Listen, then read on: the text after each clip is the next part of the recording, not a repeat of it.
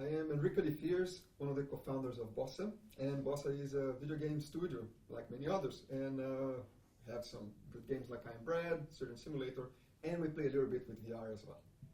Okay, so you run a meetup, don't you? Do you want to tell us about the meetup? Yes, we do run the London VR meetup. Every 2 months or so, we get around 50 people into the studio from all over Europe to talk about what they have been doing, content, in hardware, ideas on VR.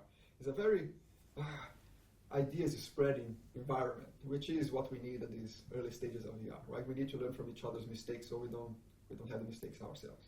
So where does virtual reality fit within Bossa Studios then? We've seen some of what you've shown to the public, but where does it fit commercially in terms of your company? Do you use it more to sort of show how innovative you are, or are you starting to consider full-on commercial development of VR titles at the moment? Well, that's a very good question, and one that I wish I could answer with a different answer today, but I can't, which is basically we are learning.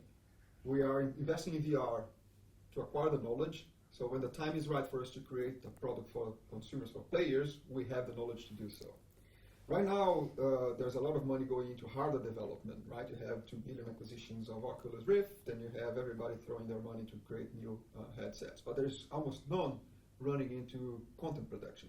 And this is the big problem that the industry will face. When you think about any platform that's being launched, games platform like the PlayStation, the Xbox, or whatever, those companies put a lot of money into content. They create first-party games, they license third-party games, and they make sure they have exclusives that eventually sell the hardware. VR is not doing that. So, and we are an independent studio, which means that if we make a VR game put in the market and nobody has a headset, we're not going to get our investment back. So basically, we are learning how to do VR. So when the time is right for us to make our first VR game, a real VR game, we are ready. So well, that's a really interesting point, because you do have several formats now and several development toolkits. So you have Unity, Unreal Engine 4, Cardboard have their own now Unity program and their own SDK, and Gear have their own proprietary, Samsung have their own proprietary ones. So, but we have seen quite a few really good Samsung Gear VR experiences yet. Would they have been financed by Samsung to showcase the technology? And what are the headaches for a VR game developer, gaming company developer like yourselves that you really want to not exist? You know, do you want that one kind of development platform that outputs to them all? Well, I know that Samsung VR has been commissioning some developers to make the content. Some of the content that you see on Samsung Gear is the same as you see on Oculus and so on. Is enthusiasts who got the kit and they created something to test the platform and so on. That's very different from a proper commercial launch, right? It's something that you have to fund to a very high extent, and you need to expect some return back in terms of sales. If not, a lot of people have the device, you're going to run into negative. Our biggest challenge right now is lack of clarity. Nobody knows when something's going to be launched, how much it's going to cost, how many are going to be in the hands of consumers, and how fast. On top of that, you don't know how readily the consumers will accept the devices as well, and the technology. So there is a lot of questions in the air for anyone to make a good, informed decision in investing in a game, unless you are experimenting with it, right? We believe in VR. We totally believe in VR. We wouldn't even be experimenting with it. We know it's going to be the future. We just don't know exactly when and what we decide. Those are the 2 questions we need off the table before we go all guns blazing on it. And what's your focus or thoughts on the mobile platform, which is a huge gaming platform, isn't it? We see endless amounts of HMDs coming out now. Does that excite you, and do you think mobile at the moment has the capacity to deliver great VR experiences if done well? No, I don't think so. I think that the real VR experience has to achieve what we call presence. And that has a requirement of from frame rate to resolution to memory and a lot of technical concerns.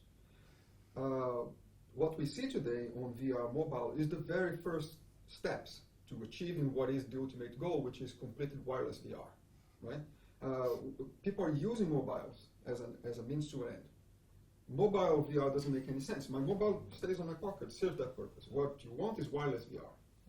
The problem is that you cannot get the bandwidth from a CPU, a computer, to the headset without wires right now. The technology doesn't allow that on a consumer level. So what do? You get a computer input in your head, which is essentially a mobile phone. Mobile phones were not made for this. There is a lot of stuff running on a mobile phone that's completely pointless on a VR experience. And that's why they go hot, the experience has to be short, you have all kinds of problems with frame rate and so on. From a consumer point of level, I also think that we want to deliver the best possible experience for the player the first time they see VR. And mobile is not that right now. You have much better experiences with a wired headset than you have with mobile. So I'd much rather that people, their first experience with VR is the best one. So they spread the word and people get excited. And one which is okay, it's not bad, it's good, but it's not the best one. So you might probably be quite excited, or I'm sure you probably know that about OpenVR. So that company are trying to create a very open platform with a headset that can actually use dedicated screens or mobile inserts to open up the whole thing that are more of an open source system. You haven't heard. Two things that we're talking about then. It's open source is what you mean an API or something like that you code once and you get support for everything? Yeah, so they have they were going to announce 2 solutions at GTC. Right, yeah. So there's going to be VR standards. There's no question, right? And we had this with the 3D boards, for instance, 3D accelerator boards in the 90s, where you had to make a game for each individual brand or 3D board, right? That's gone. We now have DirectX and OpenGL. You go for one of them, you're supporting all the ports. VR is going to be the same thing. There's a lot of companies who will come forward with their own APIs, OpenVR, or it might be Valve coming with Valve VR, or it can be anything. That's not a major concern. We know it's going to happen. My major concern is the disparity between the technologies. And the disparity to an extent that you get in touch with something which is not as good, and you experience that, and you judge the rest of VR by that. Because it's not like a TV that you can see on a shop, 3 TVs, and you know, oh, this one is the best because it looks great. VR is a headset. You put it in, I don't like it. You're not going to put a second one to see if it's better. You don't have the comparison. You lost the client there. This is my concern, and this is why I'm not that enthusiastic about the mobile VR that you see right now. I mean, this is a personal point of view, right? There is a lot of enthusiasm in the personal VR, and it makes complete sense, but that's the future. Wireless VR has to be the future. You don't want people tripping on wires and all that. From a commercial point of view, Bossa Studios, am I right? Because I think I did just catch the start of it. You have been doing VR for a long time.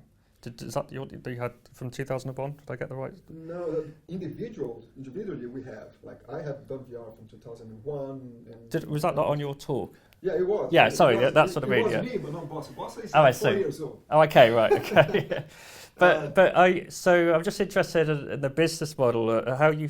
There seems to be there's so many companies I read about now that are jumping on VR with they could be from completely different markets as well. They could be TV producers, gaming companies, tourism companies, everybody.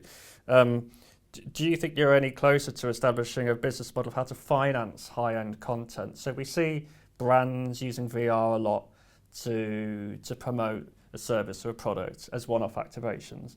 Are you possibly exploring the idea of more integrated brand sponsorship of VR content that can actually be delivered to the 500,000 plus Google Cardboards right now to finance, something pretty high-end? That might be viable, yes, but it's not something we do. We make games only. And for that, we need players with VR headsets, and they don't exist yet. All we have is 150, 200,000 people who have dev kits, and that's it. That's not a user base that we can serve. If we sell 10% of that user base, which is incredibly successful, is 20,000 users sold, right? How much money can I put behind a project to sell 20,000 units? 50,000 pounds and 100,000 pounds? That's not a big game. That's the great conundrum. There are other ways to finance VR, but not as games right now. Unless you have someone who has a vested interest for you to launch a game, like a platform holder, Oculus or whoever is manufacturing headsets. That should happen. It's not happening. Then you can go around and try to do other things, like you can do promotional, you can do kiosks, you can do architectural visualization, you can work for the military doing simulations and so on. All those markets exist, and they are viable business models. It's not just the business model that we are engaged on, which is serving the player. Great. Sorry, I did go completely over my time then, but you were so good I didn't want to... No,